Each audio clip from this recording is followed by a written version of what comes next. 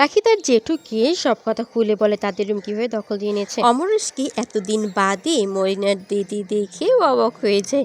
সে এখনো কত সুন্দর রয়েছে, কত ফিট। মরিনাও তখন বলতে থাকে থাকতে হবে না পাড়ার মেয়ে বউদের, না হলে পটাবে কি করে। মরিনার দিদি অমরেশের কাছে বায়না ধরে তাকে যেন ঠান্ডা মেশিন কিনে দেয়। এরপর মেয়ের গয়নার ব্যাপারেও কথা বলতে চায়। মরিনাও তখন অমরেশকে বলতে থাকে তার একটা দিদি তার জন্য একটু করতে পারবে না, গয়না না হয় পরেই দিল, ঠান্ডা মেশিনটা অন্তত বসিয়ে দিক। অমরেশ তখন বলে হ্যাঁ, ঠান্ডার মেশিন গরম মেশিন বসাতে হবে। এদিকে দেখা যায় তন্নি তার বাবার সাথে খেলা করছিল। তখনই সুকল্যাণ এসে তন্নিকে নিজের কোলে তুলে নেয়। তন্নি বারবার নেমে যেতে চাইলেও সুকল্যাণ তন্নিকে ছাড়তে চাইছিল না এবং তন্নির বাবাকে বলতে থাকে সেও তো তাদের বাড়িতে গিয়ে তার ছেলেকে এভাবেই কোলে তুলে নেয়। সে যতদিন পর্যন্ত তাদের বাড়ি না ছাড়বে ততদিন পর্যন্ত সেও তার বাড়ির ভিতরে আসা বন্ধ করবে না। এদিকে দেখা যায় মলিনার দিদি শুধু খেয়েই যাচ্ছে, আরো খাবার চাচ্ছে। রাখি তখন এক একটা খাবারের দাম বলতে থাকে আর মলিনার দিদি তখন বলে তার খাবারে নজর দিচ্ছে একটু কমে। রাখি তখন বলে যা খাচ্ছে তাতে এমনি নজর লেগে যাচ্ছে, নিজের দিদির বেলায় কোনো হিসাব নেই, আর যখন এইটুকু মেয়ে কিছু খেতে চায় তখনই শুধু হিসাব আর হিসাব। এর মধ্যে দেখা যায় বন্ধন রাখির বই কিনে বাড়িতে ফিরেছে। এসেই বোন বোন বলে চিৎকার করতে থাকে। রাখিও বইগুলো দেখে বেশ খুশি হয়, তার স্বপ্ন যে সত্যি হতে চলেছে। তারা দুজনে মিলে বাবা মায়ের ছবির কাছে যায়। রাখি কাঁদতে কাঁদতে বলতে থাকে বাবা মা দেখো দাদা বই নিয়ে এসেছে, দেখো আমি অনেক পড়বো অনেক পড়বো, তোমরা আমাদের আশীর্বাদ করো, আমি অনেক বড় হব। এদিকে দেখা যায় তানকে নিয়ে তানের মা গান গাইছিল। তানও তানের মায়ের জন্য সব্যসাচী নববর্ষের পোশাক কিনে নিয়ে আসে। তনি নিজের হাতে তানকে খাইয়ে দিতে থাকে। রিখিয়া সব্যসাচীকে দীপা যে এই বাড়িতে এসেছিল সেই কথাগুলো জানায় এবং তাদের মধ্যে ঠিক কি কি কথা হয়েছিল।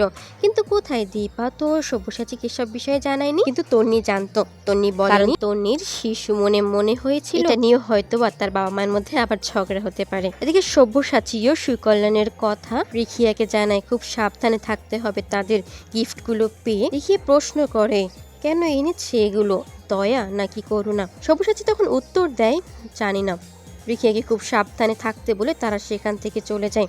নববর্ষের নতুন পোশাক পেয়ে রিখিয়া খুলে দেখে তার বেশ পছন্দই হয়। সে নিজের মতো করে শাড়িটি সুন্দর করে পরে ফেলে। ঠিক তখনই সুকল্যাণ এসে তাকে বলতে থাকে তার প্রেমিক এসে বুঝি তাকে গিফট দিয়ে গেল। রিখিয়া তখন রেগে যায় সুকল্যাণের উপর, তাকে সেই মুহূর্তে চলে যেতে বলে। কিন্তু সুকল্যাণ আরো ক্ষিপ্র হয় রিখিয়ার উপর, বাবা বলে ডাকতে বলে, কিন্তু তান বাবা বলে ডাকে না, না বা না বা বলতে থাকে। সুকল্যাণ তখন তানের উপরও ক্ষিপ্র হতে থাকে, তানকে বলতে থাকে দরকার নেই তানের বাবা হওয়ার, তার সে বারবার আসবে, তাকে কিছুতেই শান্তিতে থাকতে দিবে না। এর পরের সিনে দেখা যায় আজ রাখি স্কুলে যাবে, তার স্কুলের প্রথম দিন আজ। বন্ধন নিজের হাতে রাখির জন্য টিফিন তৈরি করে দেয়।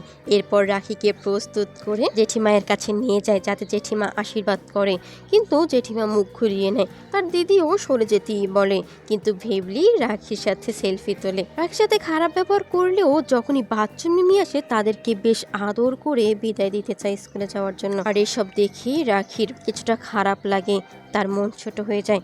বন্ধন অবাক হয়ে তাকিয়ে থাকে জেঠিমা তাদের সন্তানদের কিভাবে আদর করছে, আর রাখির প্রথম দিন স্কুলের রাখিকে কিভাবে দূর করে তাড়িয়ে দিল। বন্ধন সাইকেলে করে স্কুলে পৌঁছে দেয় রাখিকে। তখনই রাখির স্কুলেরই একজন স্টুডেন্ট তার মাকে দেখিয়ে বলতে থাকে কিভাবে সাইকেলে করে নিয়ে আসছে তাদের স্কুলে। তার মাও তখন বলে আজকাল তো আর স্কুলটা স্কুলে রইল না, কেমন ভিখারিদের জায়গা হয়ে যাচ্ছে। এরপর আবারও রাখিকে দেখিয়ে বলে এই সেই মেয়ে রাখি চ্যাটার্জি যে মিথ্যে বলে স্কুলে ঢুকেছে। রাখিকে নিয়ে বাজে কথা বলতে থাকে। রাখির খুব খারাপ লাগে, কিন্তু বন্ধন তাকে বোঝায় প্রথমে কথা শুনতেই হবে বোন, পরে সব ঠিক হয়ে যাবে, পরে দেখবি তোর কথা সবাই শুনবে। রাখি তখন আবার হাসে দেয়। রাখি যেতে নিয়ে আবার ফিরে আসে, বন্ধনকে প্রণাম করে যায়। বাবা মায়ের পরেই তো তার দাদা, বাবা মাকে তো আর দেখেনি, দাদাকে দেখেছে। এরপর রাখি ভিতরে প্রবেশ করার পরও সবাই তাকে একই কথা বলতে থাকে, রাখি ফ্রড, মিথ্যে বলে ঢুকেছে। কিন্তু রাখি কখনোই ফার্স্ট হতে পারবে না, এবার তাদের ফার্স্ট গার্ল সেই ফার্স্ট হবে। রাখি হাত মিলাতে চাইলেও সেই ফার্স্ট গার্ল হাত শক্ত করে মুষ্টি করে থাকে। রাখির বন্ধুদের নিয়ে কথা শোনাতে থাকে, সব তো বস্তির ছেলে মেয়ে। কিন্তু রাখি বলে তারা খুব ভালো। কিন্তু রিকি এসে দেখে রাখিকে তার ক্লাসরুমে পৌঁছে দেয়। এরপর যখন ক্লাস শুরু হয়ে যায় এখানেও সবাই রাখিকে অপমান করতে থাকে, এমনকি সেই ম্যাম পর্যন্ত রাখিকে পড়াতে রাজি হয় না, রাখিকে বাইরে যেতে বলে, বের করে দেয় ক্লাসরুম থেকে। রাখি অন্যান্যগুলো করুক, তাতে তার সমস্যা নেই, কিন্তু তার ক্লাস রাখি করতে পারবে না। রাখি না গিয়ে দরজার পাশেই ব্যাগ নিয়ে বসে থাকে এবং ম্যাম যা পড়াচ্ছিল সেগুলো শুনতে থাকে। এরপর ম্যাম যখন সবার কাছে রাইম আবার জিজ্ঞেস করে, কেউই বলতে পারছিল না ঠিক করে, কিন্তু রাখি দরজার সামনে এসে জানায় সে পারবে এবং বলেও ফেলে। ম্যাম অবাক হয়ে যায়, রাখি কি করে পারলো। রাখি তখন উত্তর দেয়, সে তো দরজার পাশে বসেই সবটা মুখস্থ করছিল, আর সে একবার যা শোনে তাই বলতে পারে। ম্যামের টাইম শেষ হয়ে যাওয়ায় ম্যাম সেখান থেকে চলে যায়। নির্ভা আবার এসে বলতে থাকে রাখি কোনোদিনও ফার্স্ট হতে পারবে না। এরপর শুরু হয় টিফিন টাইম। ভিডিওগুলো পেতে চ্যানেলটি সাবস্ক্রাইব করে রাখুন, লাইক কমেন্ট করতে ভুলবেন না। সকলকে অসংখ্য ধন্যবাদ।